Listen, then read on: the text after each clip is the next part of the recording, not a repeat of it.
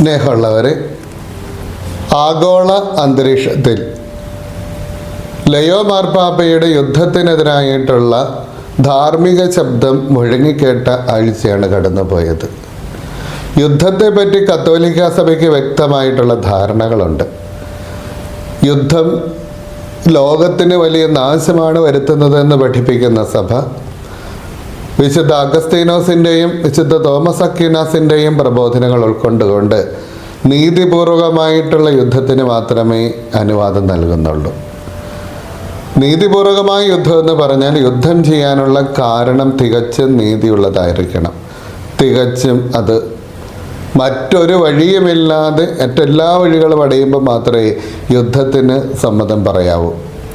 യുദ്ധത്തിൽ കാരണം നീതിപൂർവമായിരിക്കണം എന്നതുപോലെ തന്നെ ഏറ്റവും കുറച്ച് മനുഷ്യരെ മാത്രമേ ഈ യുദ്ധത്തിൻ്റെ സങ്കടങ്ങളിലേക്കും ദുരിതങ്ങളിലേക്കും വലിച്ചിഴയ്ക്കാവൂ. അതുകൊണ്ട് തന്നെ യുദ്ധം ഒഴിവാക്കേണ്ടിടത്തെല്ലാം ഒഴിവാക്കണമെന്നും എത്രമാത്രമാണോ നീതീകരിക്കാൻ പറ്റുന്നത് അത്രമാത്രമേ മറ്റുള്ളവരുടെ മുകളിൽ യുദ്ധത്തിൻ്റെ കെടുതികൾ അടിച്ചേൽപ്പിക്കാവൂ എന്നുമാണ് ലയോ മാർപ്പാപ്പ പറഞ്ഞത്. ഇത് പറയുന്ന സമയത്താണ് പ്രസിഡന്റ് ട്രംപ്, ആഗോള അധികാരത്തിൻ്റെ അടയാളമായിട്ടുള്ള ട്രംപ്, മാർപ്പാപ്പയെ വല്ലാതെ ഭീഷണിപ്പെടുത്തുകയും മാർപ്പാപ്പ രാഷ്ട്രീയത്തിൽ ഇടപെടുകയും ചെയ്യരുത് എന്ന് പ്രഖ്യാപിക്കുകയും ചെയ്തത്. മാർപ്പാപ്പയുടെ അധികാരം എന്താണ്? സഭയുടെ ധാർമ്മിക അധികാരം എന്താണ്?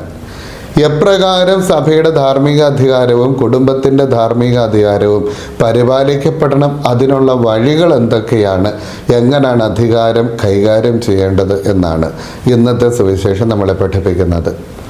വിശുദ്ധ പത്രോസിനെ ഈശോ തന്നെ ശിഷ്യന്മാരുടെ ഏറ്റവും ഉന്നതനായിട്ടുള്ള ആളായി, ശിഷ്യന്മാരുടെ നേതാവായിട്ട് നിയമിക്കുന്നതും അദ്ദേഹം എങ്ങനെയാണ് അങ്ങനെ ആക്കപ്പെട്ടത് എന്നുമാണ് ഇന്നത്തെ സുവിശേഷം.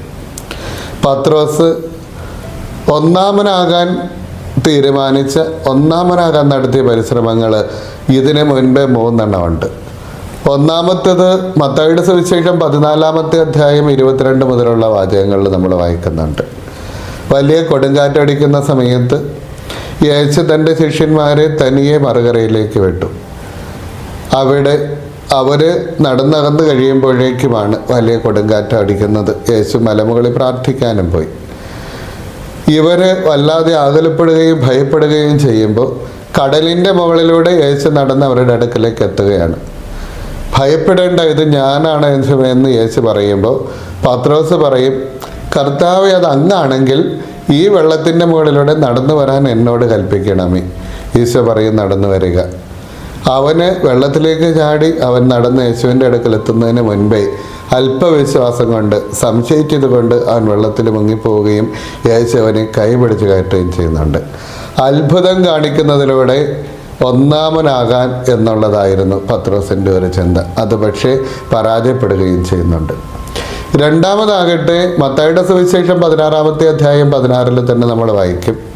കേസറിയ ഫിലിപ്പി പ്രദേശത്തെത്തുമ്പോൾ യേശു അവരോട് ചോദിക്കും, ഞാൻ ആരാണെന്നാണ് നിങ്ങൾ പറയുന്നത്? പത്രോസാണ് മറുപടി പറയുന്നത്, അങ്ങ് ജീവിക്കുന്ന ദൈവത്തിൻ്റെ പുത്രനായിട്ടുള്ള ക്രിസ്തുവാണ്. യേശു പറയും, പത്രോസെ, മാംസരക്തങ്ങളല്ല ഇത് നിനക്ക് വെളിപ്പെടുത്തി തന്നത്, സ്വർഗസ്ഥനായ പിതാവാണ് വെളിപ്പെടുത്തി കൊടുത്തത്. പിതാവിൽ നിന്ന് ലഭിച്ച വെളിപാട് മറ്റുള്ളവരെക്കാൾ വേഗത്തിലും മറ്റുള്ളവർക്ക് എടുക്കുന്നതിന് മുൻപേ തന്നെ പത്രോസിന് ലഭിക്കുകയും പത്രോസ് തൻ്റെ ബുദ്ധി ഉപയോഗിച്ചുകൊണ്ടും വിവേകമനുസരിച്ചുകൊണ്ടും അതിനെ യേശുവിൻ്റെ മുൻപിൽ അവതരിപ്പിക്കുകയും ചെയ്യുമ്പോൾ പത്രോസ് ഒന്നാമനായിട്ട് മാറുന്നുണ്ട്. നീ പാറയാണ്, ഈ പാറ മുകളിൽ എൻ്റെ പള്ളി ഞാൻ പണിയും, നരകവാതിലുകൾ അതിനെതിരെ പ്രബലപ്പെടുകയില്ല എന്ന് യേശു പറയുന്നത് ഈ അവസരത്തിലാണ്. അതായത് അവന് വെളിപാടിലൂടെ ഒന്നാമനാകാനായിട്ട് ശ്രമിക്കുന്നുണ്ട്. അവിടെ വിജയിക്കുകയും ചെയ്യുന്നെങ്കിലും തൊട്ടടുത്തുള്ള അധ്യായത്തിലേക്ക് വരുമ്പോഴേക്കും യേശുവിൻ്റെ പീഡാസഹനങ്ങളെപ്പറ്റി യേശു പറയുമ്പോൾ ഈ ഈശോ തന്നെ പത്രോസിനോട് പറയും, സാത്താനെ ദൂരെ പോവുക, നിന്റെ ചിന്ത ദൈവികമല്ല മാനുഷികമാണ്. അവിടെയും പത്രോസ് വിജയിക്കുന്നില്ല. ഇനിയും മൂന്നാമതായിട്ട് യോഹന്നാൻ്റെ സുവിശേഷം 18-ാമത്തെ അധ്യായം 10-ാമത്തെ തിരുവചനം മുതൽ വരുമ്പോൾ അവിടെ യേശുവിൻ്റെ പീഡാസഹനത്തിൻ്റെ ആരംഭമാണ്. ഗെത്സമേൻ തോട്ടത്തിൽ അവിടുന്ന് പ്രാർത്ഥിച്ചെഴുന്നേൽക്കുമ്പോൾ ഒരുപാട് ആളുകൾ യേശുവിനെ പിടിക്കാൻ വേണ്ടി യൂദാസിൻ്റെ നേതൃത്വത്തിൽ കുന്തവും വാളും വടിയും ഒക്കെ ആയിട്ട് വരുന്നുണ്ട്. ആ സമയത്ത് യേശു ചോദിക്കുന്നുണ്ട്, നിങ്ങൾ ആരെ അന്വേഷിക്കുന്നത്? നസ്രായനായിട്ടുള്ള യേശുവിനെ. അത് ഞാൻ തന്നെയാണ്. അങ്ങനെയാണെങ്കിൽ ഇവരൊക്കെ പോയിക്കൊള്ളട്ടെ. അവിടെയാണ് തൻ്റെ കയ്യിലുണ്ടായിരുന്ന ഒരു പഴഞ്ചൻ വാളെടുത്തിട്ട് പത്രോസ് മൽക്കോസ് എന്ന് പറയുന്ന പട്ടാളക്കാരൻ്റെ ചെവി മുറിക്കുന്നത്. വാളുകൊണ്ട് അവിടെ ഒന്നാമനാകാൻ ശ്രമിക്കുന്ന ഒരു പത്രോസ്. പക്ഷേ യേശു അവനോട് പറയും, വാളതിൻ്റെ ഉറയിലിടണം, വാളെടുക്കുന്നവൻ വാളാൽ തന്നെ നശിക്കും. ആ ഭൃത്യനെ യേശു സൗഖ്യമാക്കുന്ന രംഗവും നമ്മൾ കാണുന്നുണ്ട്. അതായത് സഭയിലെ അധികാരം, കുടുംബത്തിലെ അധികാരമൊക്കെ നമ്മൾ പാലിക്കേണ്ടത്, നമ്മൾ ഒന്നാമൻ സ്ഥാനത്തേക്ക് വരേണ്ടത്, അധികാരം നമ്മൾ നിർവഹിക്കേണ്ടത് വെളിപാട് കൊണ്ടല്ല, അത് അത്ഭുതം പ്രവർത്തിച്ച് കാണിച്ചു കൊടുത്തിട്ടുമല്ല, അത് അധികാരം കാണിച്ചുകൊണ്ടുമല്ല, അത് വാളുകൊണ്ടുമല്ല. പിന്നെ എങ്ങനെ ആയിരിക്കണം? അതാണ് യേശു ഇന്നത്തെ സുവിശേഷം പറയുന്നത്. യേശു പത്രോസിനോട് ചോദിക്കും, പത്രോസെ, നീ ഇവരെക്കാൾ ഉപരിയായിട്ട് എന്നെ സ്നേഹിക്കുന്നുണ്ടോ? പത്രോസിന് ആദ്യം പറയാൻ ബുദ്ധിമുട്ടുണ്ടായില്ല, ഓ കർത്താവേ. രണ്ടാം പ്രാവശ്യവും മൂന്നാം പ്രാവശ്യവും ചോദിക്കുന്നു. 3 പ്രാവശ്യം ചോദിച്ചത് 3 പ്രാവശ്യം യേശുവിനെ പത്രോസ് നിഷേധിച്ച് പറഞ്ഞത് കൊണ്ട് തന്നെ അറിയണം. 3ാമത്തെ പ്രാവശ്യവും നിനക്കെല്ലാം അറിയാമല്ലോ എന്ന പത്രോസ് പറയുന്നത്. 3 പ്രാവശ്യവും ഞാൻ നിന്നെ സ്നേഹിക്കുന്നുണ്ട് എന്ന് പറഞ്ഞിട്ട് അവസാനം പത്രോസ് പറയും, നിനക്കെൻ്റെ ബലഹീനതകൾ കൂടി അറിയാമല്ലോ, സ്നേഹത്തിൽ വന്നിട്ടുള്ള കുറവുകൾ കൂടി അറിയാമല്ലോ. ഓരോ പ്രാവശ്യം യേശു പറയും, എൻ്റെ ആടുകളെ മേയ്ക്കുക. അതായത് സ്നേഹത്തിലൂടെയാണ് അധികാരം പ്രയോഗിക്കേണ്ടത്. സ്നേഹത്തിലൂടെ പ്രയോഗിക്കപ്പെടുന്നതാണ് സഭയിലെ ആത്മീയ അധികാരം. അങ്ങനെ ആർക്കുകയും ചെയ്യണം. ഈശോ ചോദിക്കുന്ന വാക്കുകളുടെ പ്രത്യേകത എന്താ? പത്രോസെ, നീ എന്നെ സ്നേഹിക്കുന്നുണ്ടോ? അങ്ങനെയാണ് എങ്കിൽ എൻ്റെ ആടുകളെ നീ മേയ്ക്കുക. നീ എന്നെ സ്നേഹിക്കുന്നുണ്ടോ എന്നുള്ള ചോദ്യത്തിന് സ്വാഭാവികമായിട്ടും മറുപടി, ഞാൻ നിന്നെ സ്നേഹിക്കുന്നുണ്ട്. അങ്ങനെയാണെങ്കിൽ ഈശോയുടെ മറുപടി, യെസ്, ഞാനും നിന്നെ സ്നേഹിക്കുന്നുണ്ട്. Do you love me?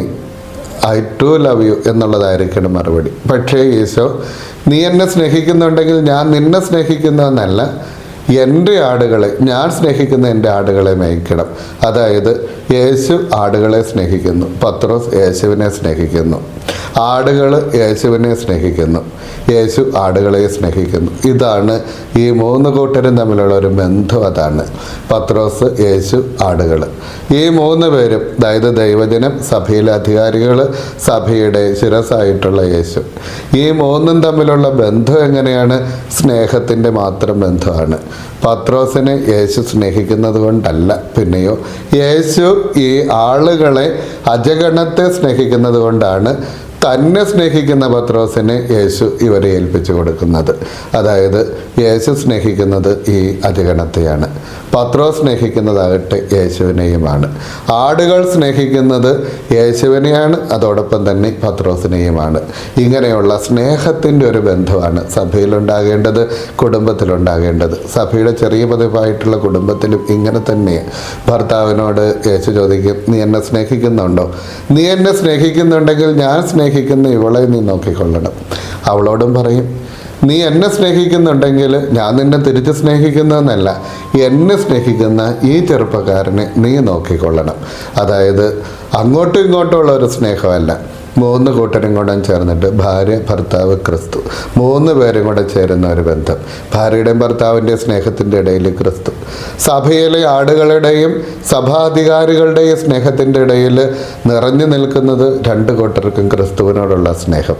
ഈ സ്നേഹം പ്രകടിപ്പിക്കലിലൂടെയാണ് അധികാരം കാണിക്കേണ്ടത്. അങ്ങനെ അധികാരം കാണിക്കുമ്പോഴോ അവിടെ അച്ചടക്ക നടപടികളല്ല അവിടെ ഉണ്ടാകുന്നത് സ്വാഭാവികമായിട്ടുമുള്ള നീതിയിലും മനസ്സിലാക്കലിൽ അധിഷ്ഠിതമായിട്ടുള്ള ബന്ധങ്ങൾ അവിടെ ഉണ്ടാകും. അവിടെ ഹെഡ് മാസ്റ്റർ കുട്ടി ബന്ധമല്ല ഉണ്ടാകുന്നത്, അവിടെ ചൂഷകരും തമ്മിലുള്ള ബന്ധവുമല്ല ഉണ്ടാകുന്നത്. പിന്നെ അവിടെ ഉണ്ടാകേണ്ടത് സ്നേഹത്തിൻ്റെ ബന്ധമാകുമ്പോൾ ഈ ഇടയന് ആടുകളെ മനസ്സിലാവും, ആടുകൾക്ക് ഇടയനെ മനസ്സിലാകും. അവരുടെ ഇടയിലുള്ള ക്രിസ്തുവിൻ്റെ സ്നേഹം 2 കൂട്ടരെയും സിമെൻറ്റ് കൊണ്ട് ബന്ധിക്കുന്നത് പോലെ ബന്ധിപ്പിക്കുകയും ചെയ്യും. നമുക്ക് നമ്മുടെ സഭാധികാരികൾക്ക് വേണ്ടി പ്രാർത്ഥിക്കാം, നമ്മുടെ സഭയ്ക്ക് വേണ്ടിയിട്ട് പ്രാർത്ഥിക്കാം, മാർപ്പാപ്പയ്ക്ക് വേണ്ടിയിട്ട് പ്രാർത്ഥിക്കാം. പരസ്പര സ്നേഹത്തിൽ അധിഷ്ഠിതമായിട്ടുള്ള കുടുംബവും സഭയും ഉണ്ടാകട്ടെ. ദൈവം എല്ലാവരെയും അനുഗ്രഹിക്കട്ടെ. ഡിജിറ്റൽ ഡിജിറ്റൽ യുഗത്തിലെ സുവിശേഷ പ്രഘോഷണത്തിനും വചന പഠനത്തിനുമായി വചനവയൽ ഒരുക്കുന്ന ആപ്പ് ബിബ്ലിയ. www.biblia.in എന്ന സൈറ്റിലും പ്ലേ സ്റ്റോറിലും ബിബ്ലിയ ആപ്പ് ലഭിക്കുന്നതാണ്. ഉൽപ്പത്തി മുതൽ വെളിപാട് വരെ ഇംഗ്ലീഷിലും മലയാളത്തിലും ഒരു വർഷം കൊണ്ട് ബൈബിൾ മുഴുവനും വായിക്കുവാൻ സഹായിക്കുന്ന ബൈബിൾ നഴ്സറി, സഭയെ അടുത്തറിയുവാനുള്ള സഭാ കളരി, വിഷയാധിഷ്ഠിതമായി വീഡിയോകൾ ലഭിക്കുവാനും അപ്ലോഡ് ചെയ്യുവാനും സഹായിക്കുന്ന വീഡിയോ ഹബ് വീഡിയോ ബുക്ക്, 3 ലക്ഷത്തിൽ പരം ചോദ്യോത്തരങ്ങളുടെ ശേഖരമുള്ള 250-ൽ പരം ഈ ബുക്കുകളുടെ പുസ്തകശാല, ഒരേ സമയം 100 കണക്കിന് ക്വിസ് മത്സരങ്ങൾ സംഘടിപ്പിക്കുവാൻ സഹായിക്കുന്ന ക്വിസ് പ്ലാറ്റ്ഫോം ദബാർ. ഈ നവമാധ്യമ അപ്പസ്തോലേറ്റിൽ പങ്കുചേരാൻ ഇന്ന് തന്നെ ഗൂഗിൾ പ്ലേ സ്റ്റോറിൽ നിന്നും ബിബ്ലിയ ആപ്പ് ഡൗൺലോഡ് ചെയ്യുക.